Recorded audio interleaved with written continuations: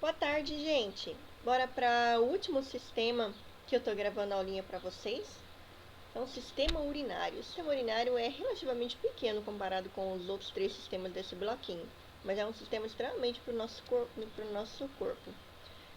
Nessa parte agora, nessa primeira parte, a gente vai ver uma porção de características gerais. E eu vou gravar outro videozinho falando sobre a anatomia externa e interna dos rins para a formação da urina.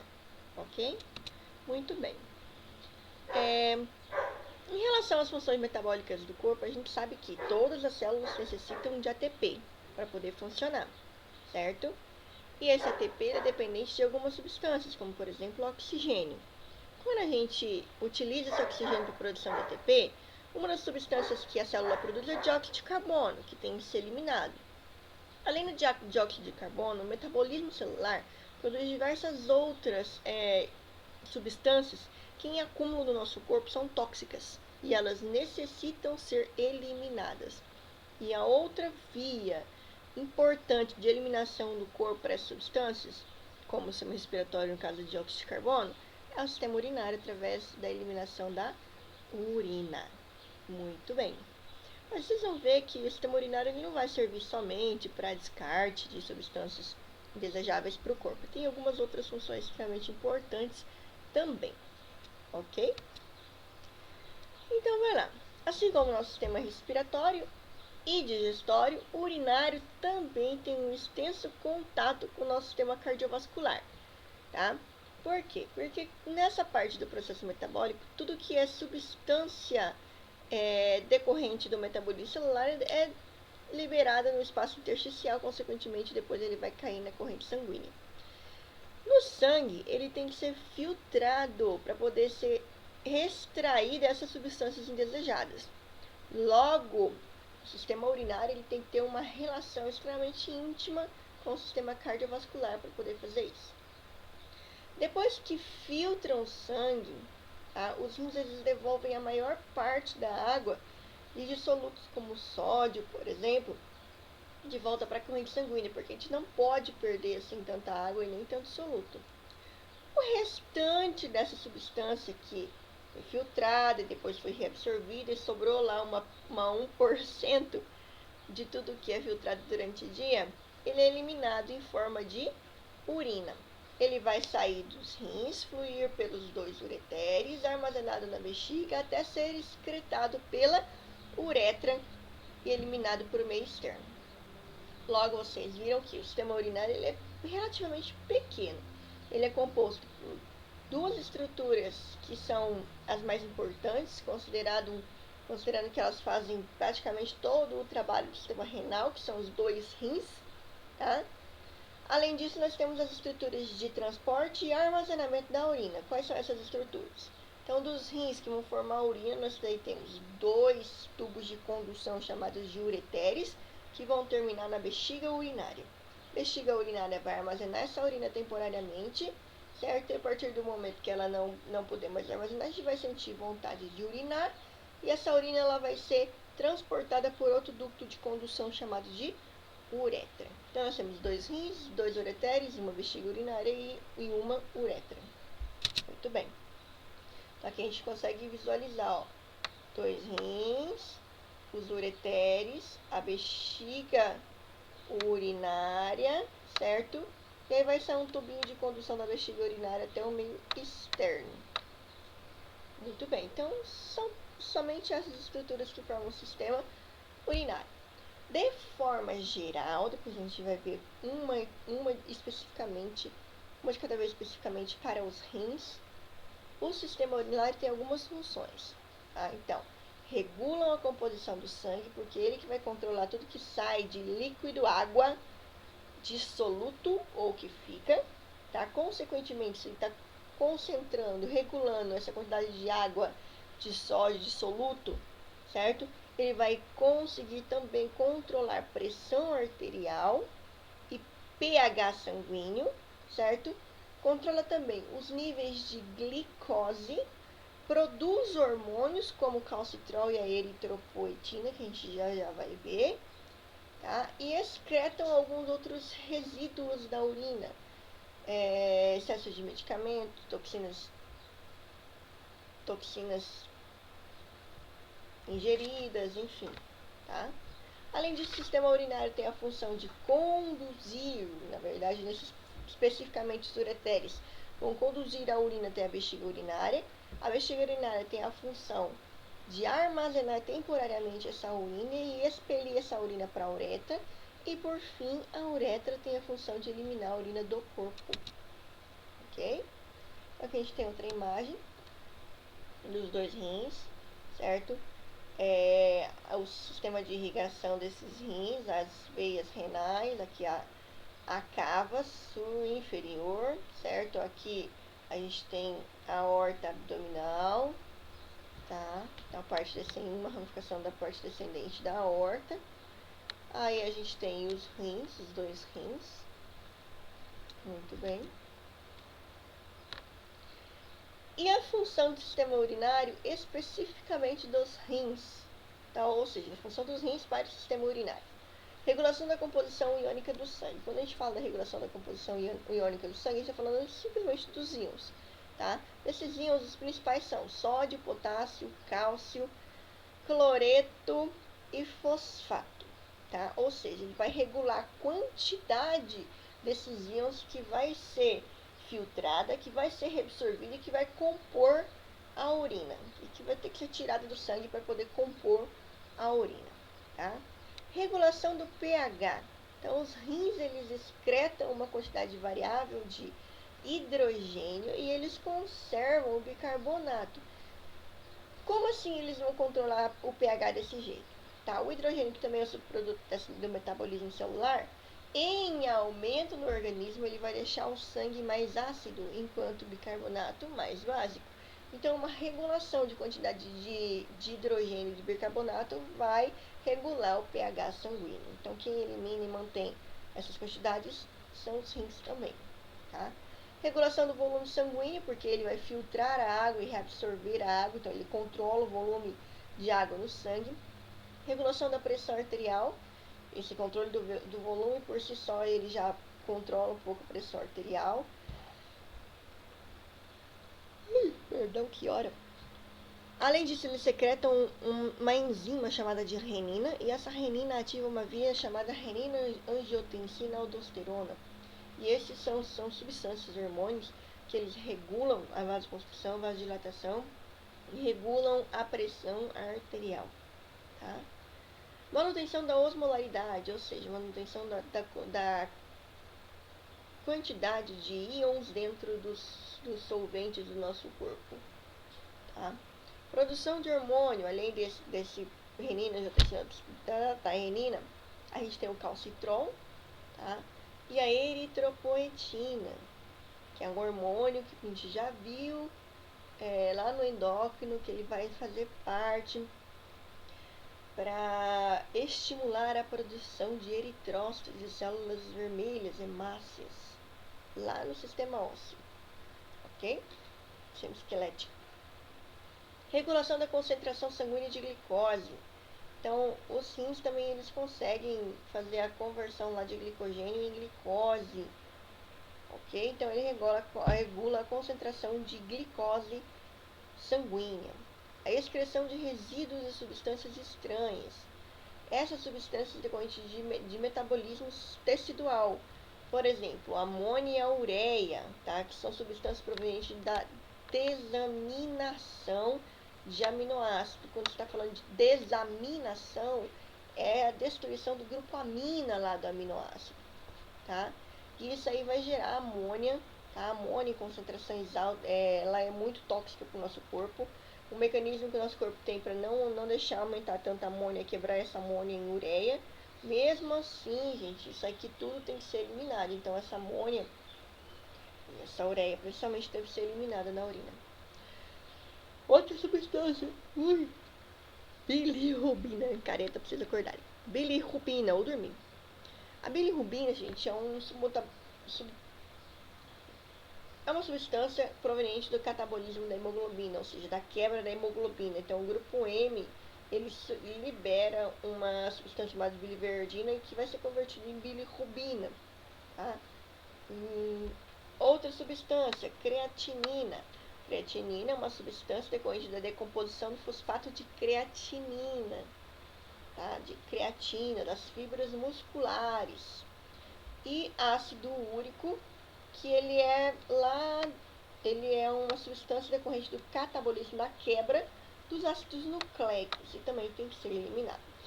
Alguns outros resíduos também são eliminados, como resíduos estranhos provenientes da alimentação, dos medicamentos, toxinas ambientais também são eliminados todos pela urina.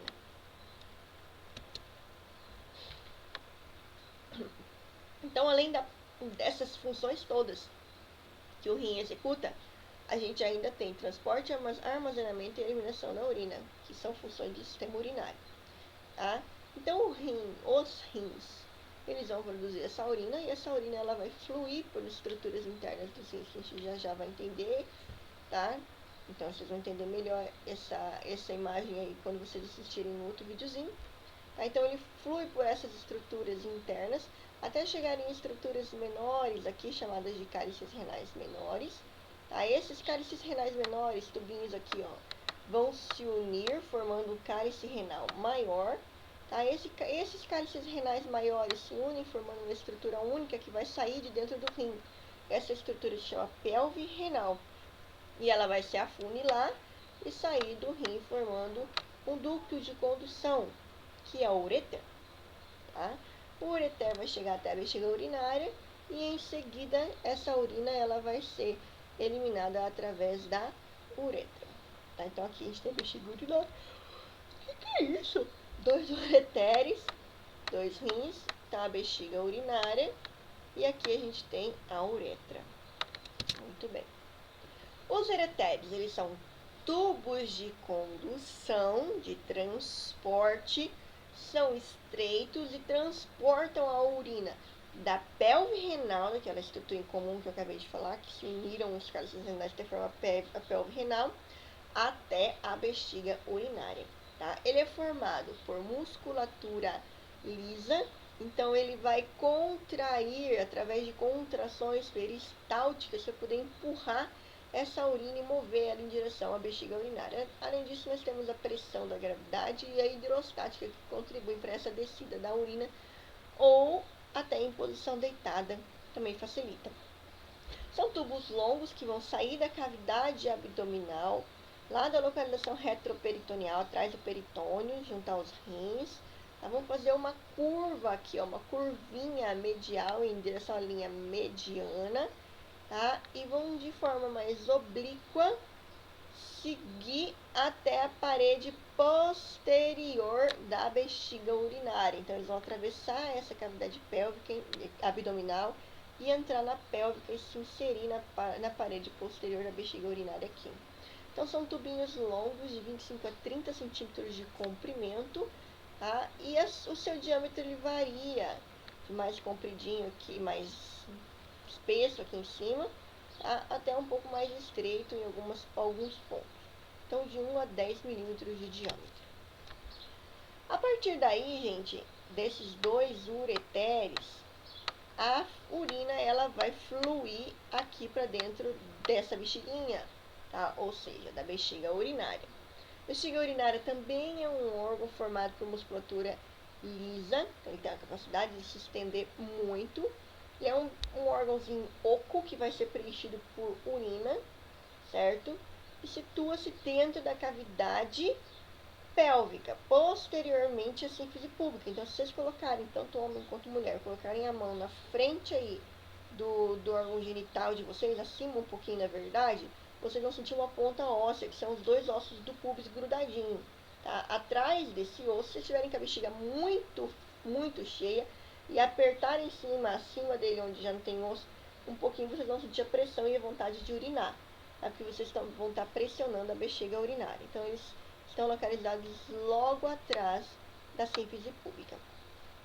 Nos homens, a gente já vê uma imagem depois vendo essa diferença, ele fica anterior ao reto, tá? À frente do reto, e nas mulheres fica anterior à vagina e inferior ao útero. Então, ele tem uma diferençazinha por conta dos órgãos genitais.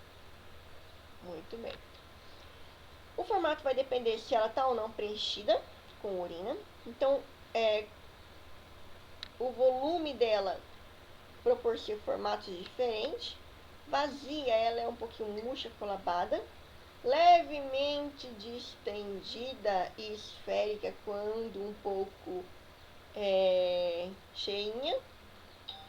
E quando mais cheia, ela vai pegando um formato de pera, tá? Um formato piriforme, e vai se acender para a cavidade abdominal. Por isso que quando vocês pressionarem acima da síntese pública, vocês vão sentir vontade de urinar, porque vocês vão estar pressionando a bexiga urinária.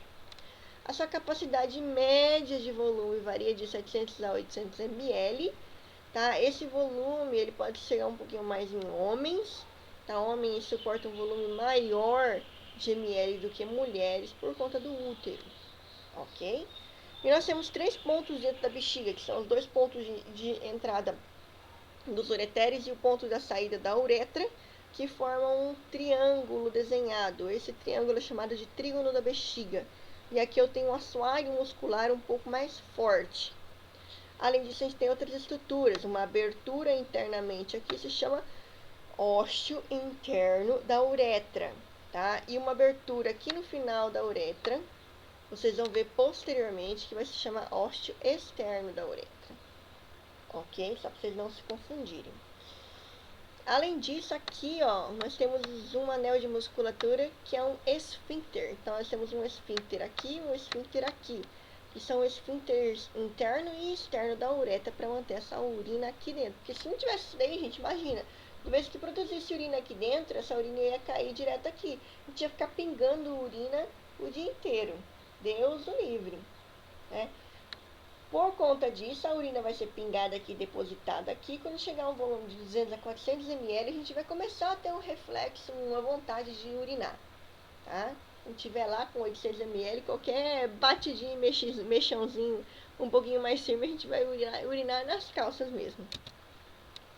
A uretra, então a bexiga ela encheu e agora ela tem que ir para frente. Ela vai para frente por onde? Por outro tubo de condução.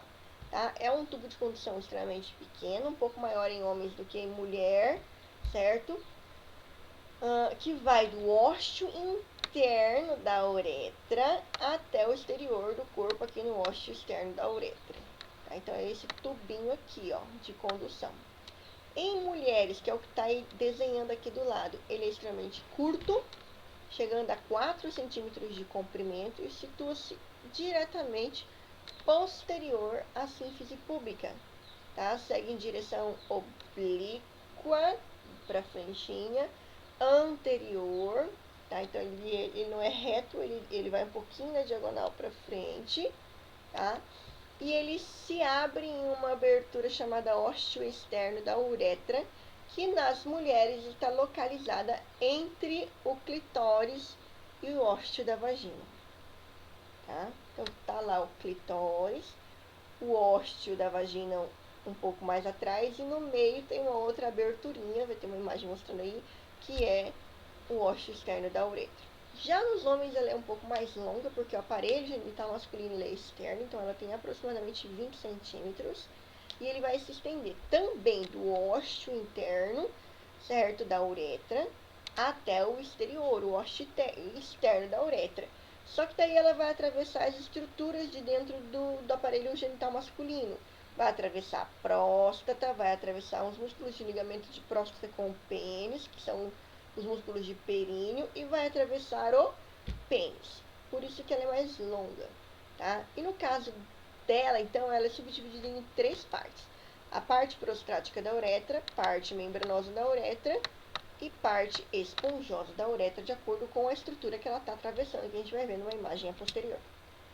Então, aqui a gente tem, ó, uma imagem feminina, aqui a gente tem um útero, então lembrando que a bexiga urinária, que é isso que eu estou pintando aqui, ó, ela fica inferior ao útero, certo? E fica anterior a esse tubinho aqui, que é a vagina, e esse tubinho posterior à vagina é o reto, certo? Então, fica inferior ao útero, mas anterior à vagina. E posterior, olha aqui o que está unindo os dois ossos do pubis, a sínfise púbica. Então, posterior à sínfise púbica, tá? E a sua aberturinha, ó, aqui vocês podem ver o clitóris, Aqui é o ósseo externo da uretra e aqui é o ósseo externo da vagina. Então, a gente tem duas aberturas no sistema reprodutor feminino. A abertura da vagina, do órgão reprodutor, e a abertura do sistema urinário, que é o da uretra. Então, da uretra fica aqui no meio, entre clitóris e o ósseo externo da vagina. A abertura da vagina. Tá? O ósseo da vagina. Então, a gente consegue ver uma imagem aqui, ó, mostrando o ósseo da vagina aqui, tá? Para cópula, parto. Aqui a gente tem uma abertura bem menor, que é o ósseo externo da uretra, e aqui o clitóris. Tá? Aqui é uma imagem formalizada do útero, bexiga urinária, sínfise púbica, canal vaginal. Muito bem. E no homem a diferença é assim, ó, cadê? Ele não tem útero. Ele não está inferior ao útero. Ele não tem vagina, então ele não está anterior à vagina, à bexiga urinária. Tá? Então a bexiga urinária, no caso do homem, ela está anterior ao reto, que é essa estrutura aqui, ó. Tá? Ela está superior à próstata e posteriormente à sínfise púbica, que está atrás da sínfise púbica. Já a uretra, ela tem esse espaço aqui, ó, que está passando por dentro da próstata. Esse espaço bem curtinho aqui, ó, que está passando por estruturas musculares entre próstata e pênis. E toda essa estrutura aqui passando por dentro do pênis, até chegar no ósseo externo da uretra. Então, essa primeira parte aqui, a parte prostática da uretra, essa pequenininha, a parte membranácea da uretra, e essa maior, a parte esponjosa da uretra, que vocês com certeza já viram lá no sistema reprodutor masculino. Aqui de novo, mostrando a bexiga urinária e a uretra passando por essas três estruturas. Muito bem. A urina, então, gente. A urina, então, é o produto do sistema urinário para poder excretar as substâncias. Ela tem algumas características, como, por exemplo, o volume. A gente chega a excretar cerca de 1 a 2 litros de volume de urina por dia, tá? E esse volume varia de mais para menos por conta da quantidade de água, certo? De alguns solutos que a gente ingere. A cor dela normalmente é um amarelo âmbar, tá? Um amarelo mais escurinho. Entretanto, essa cor vai variar também de acordo com algumas características, como por exemplo, a quantidade de líquidos que a gente ingere. Quanto mais líquido, mais a gente vai urinar, menos concentrada, na verdade, ela é, então ela é mais clara. Quanto menos líquido, essa urina é mais concentrada, então ela é mais escurinha. Tá? Além disso, existem alimentos e medicamentos, como a beterraba, por exemplo, que alteram a coloração da urina.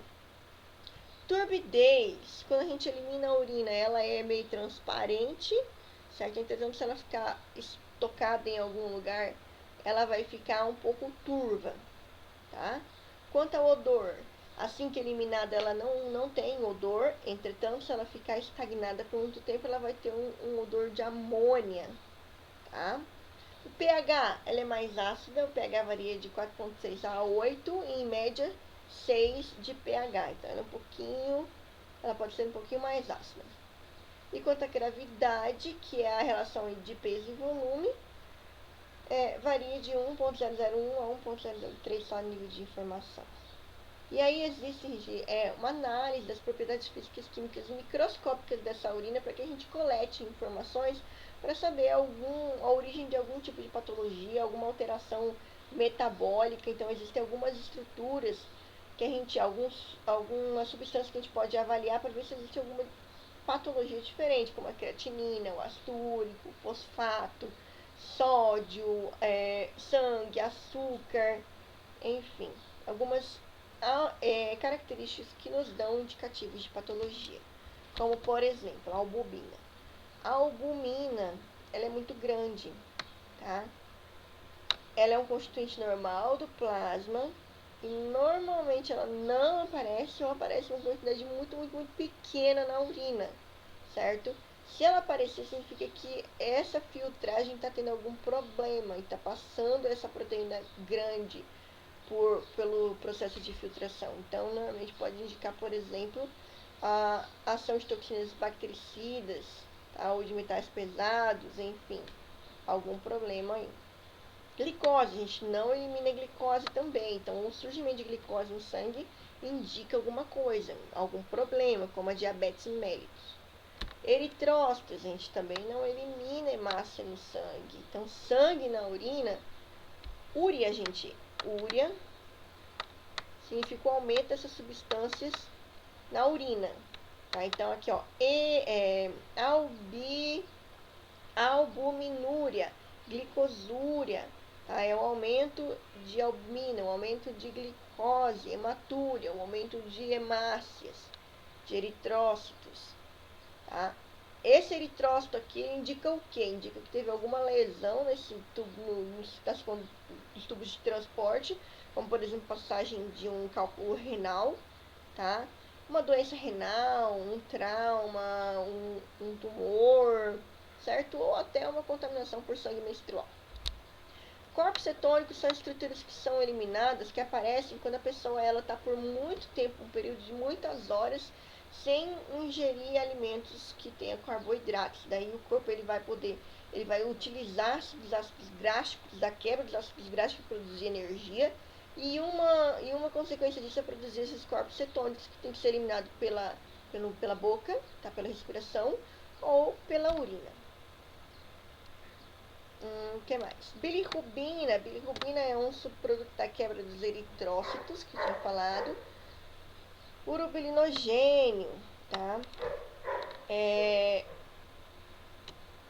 Em pequenas quantidades pode ser normal, mas em quantidades maiores ele pode indicar algumas doenças como hepatite, obstrução biliar, icterícia, cirrose, problemas hepáticos, certo? Os cilindros são substâncias que são até normais em certas quantidades na urina, que lá nos túbulos de formação da urina pode se concentrar soluto, e quando vem a água atrás ele libera esses concentrados de soluto formando os cilindros da formato dos túbulos. Tá? E os micróbios, tá? Existem alguns micróbios que são mais frequentemente identificados na urina, como a E. coli, a Trichomonas vaginalis e a Candida albicans, que são todos parasitas decorrentes de infecção vaginal, principalmente, mas que podem passar para o canal urinário, ok? Então, é referência, espero que tenham entendido alguma coisa, obrigado, tá quase.